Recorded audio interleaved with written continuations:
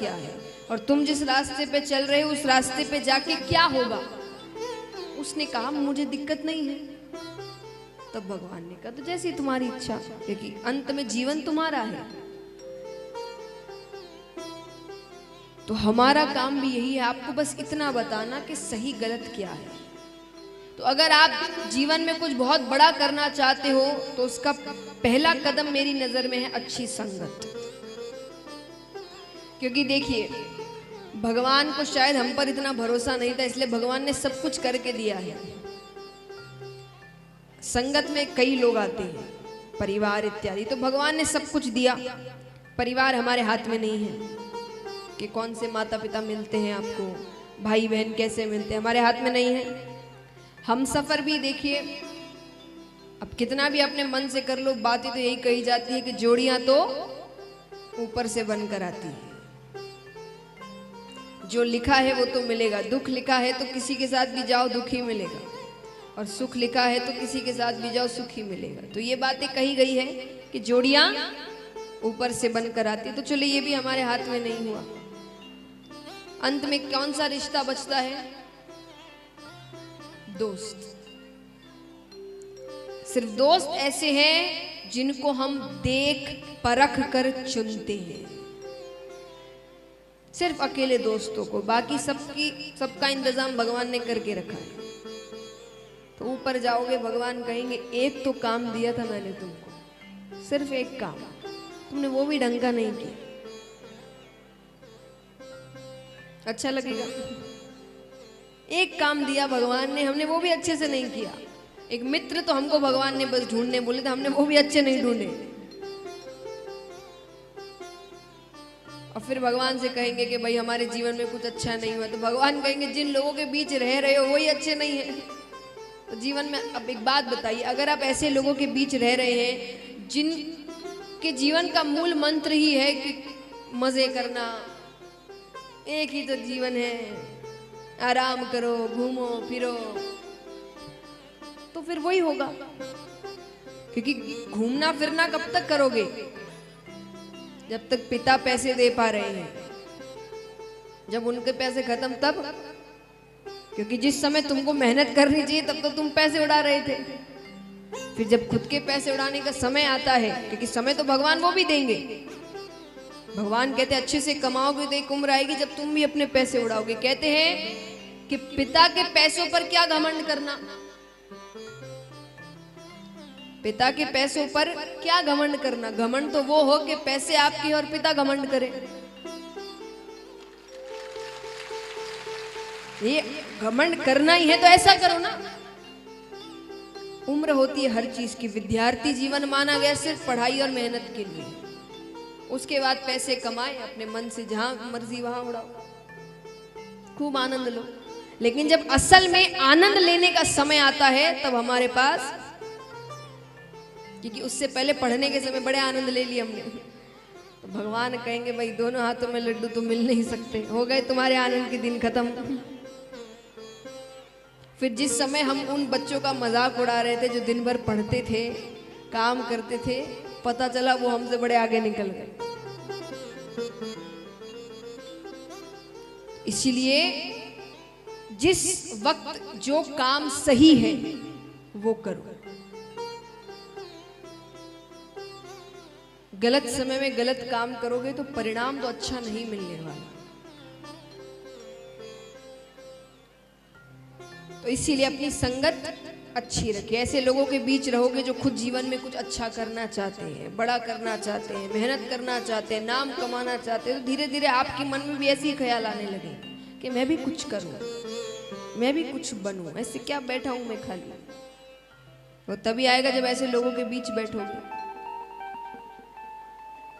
और बाकी खुश हो अपने जीवन से तो बात अलग है कि नहीं भाई जो चल रहा है सही है, बस यही करना है।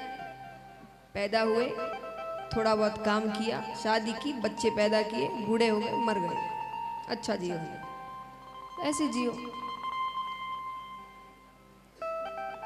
तो विश्वास किस बात का है कि इस कथा में किसकी संगत है? मुझे बताइए, मुझे इस कथा में किसकी संगत है?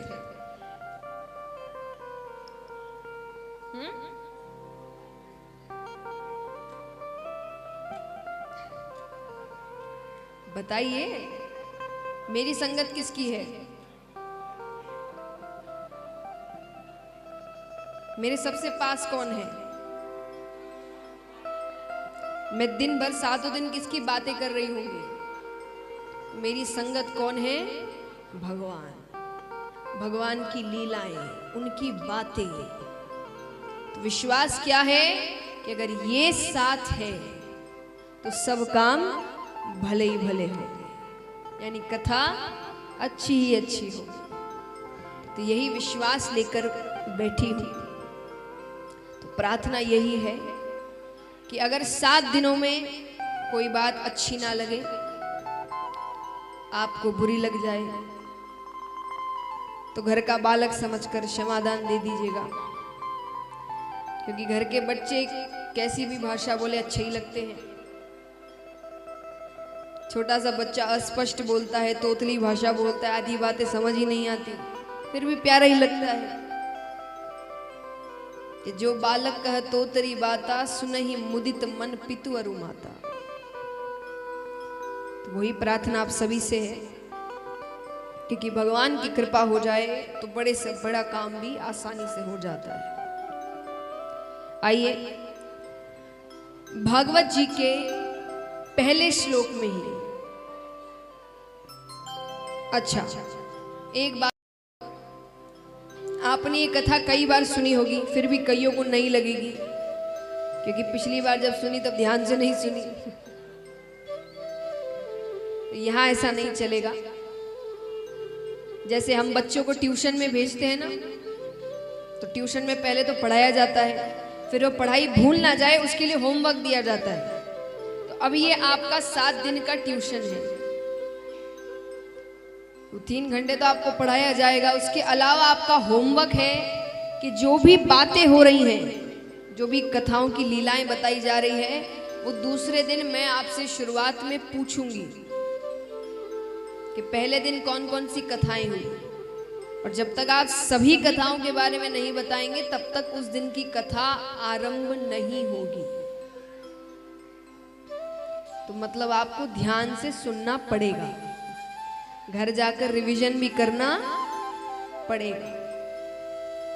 तो अब जिस प्रसंग में हम प्रवेश कर रहे हैं, आज ज्ञान की बातें ज्यादा है, तो थोड़ा आपको ध्यान से सुनना पड़ेगा। उत्सव ये सब कल से शुरू होंगे। कल से हर दिन आपके लिए विशेष आकर्षण है, उत्सव है, लेकिन आज ज्ञान की बातें हैं। तो सुनिए सभी ध्यान से। आइए, जिस प्रसंग में हम प्रवेश कर रहे हैं उसको कहते हैं श्रीमद् भागवत का महत्तम। क्या कहते हैं? महत्तम यानी महत्व। क्या महत्व है इसकी, महिमा क्या है?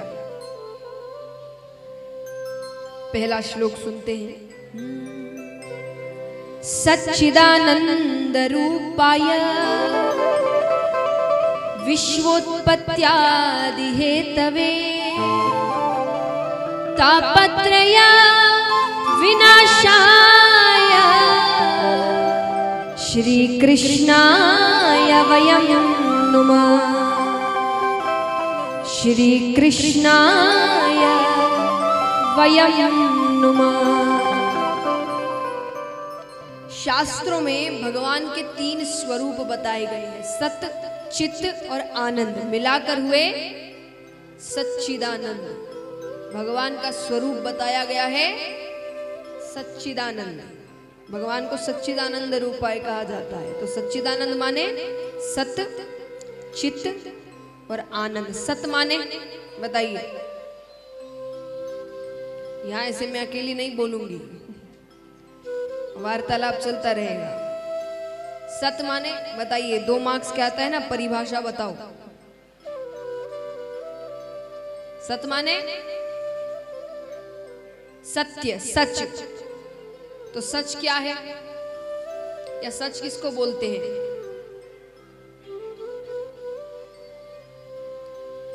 ऐसे मिलिए नंबर आपको। सच माने सत्य। अरे नहीं, ताली बजा।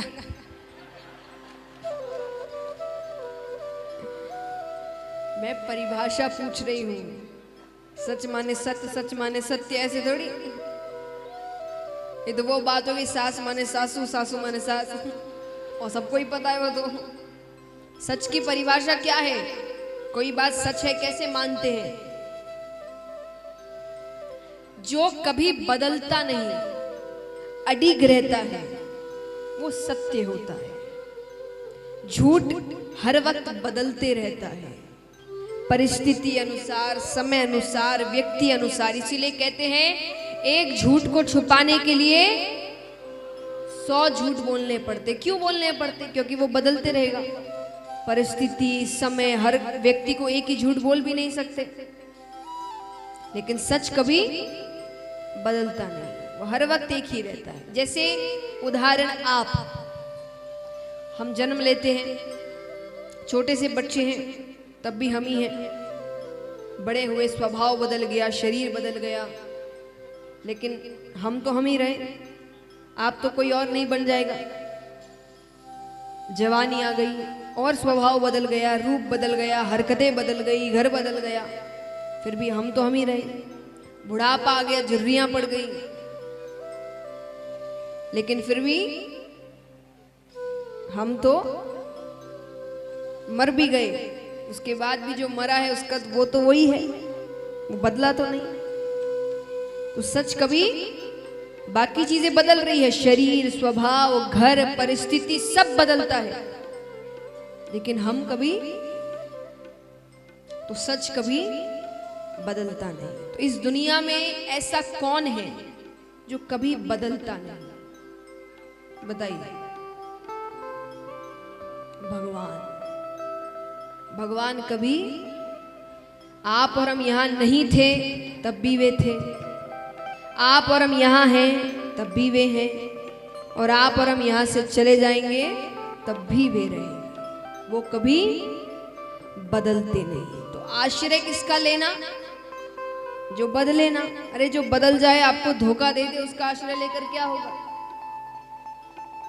ये रिश्ते नाते सब धोखा दे देते हैं। कोई अपना नहीं है। यह वहम है हमारा, वो हमारा अपना है, वो हमारा ऐसा है। कोई नहीं है।